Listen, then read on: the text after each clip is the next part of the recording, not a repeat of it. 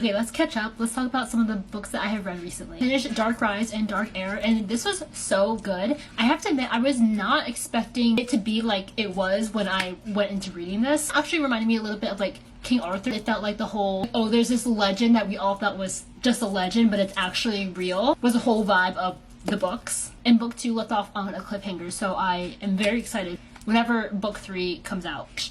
I don't know when. I read Forging Silver into Stars, which is the spin-off to A Curse So Dark and Lovely, which is a Beauty and the Beast retelling series. And I did not know that. I did not read the main series. I forgot. So now I don't really feel like reading the main series because I spoiled it for myself, but Forging Silver into Stars was still really good. So I'm excited for the second book to come out, which is coming out here pretty shortly. I read Blood Over Brighthaven, and this was so good. I didn't rate it 5 stars, but I still really enjoyed it. I think I didn't rate it 5 stars only because one, like the magic system was super confusing to me. The first 40% was like more explanation of the magic system when she was in her lab, and I was just like, yeah, I don't get this at all. But once like that plot twist hit, then I was like, okay, like I am more into this, and the ending was super sad. Also, this is giving me like lessons in chemistry vibes, like in a fantasy world, and like more feminine rage and like more oppression. Then I switched to Bonded by Thorns, which is like kind of a guilty pleasure type of book for me. Again, this is a Beauty and the Beast retelling. I'm not a super huge fan of princess retellings to begin with, but this was like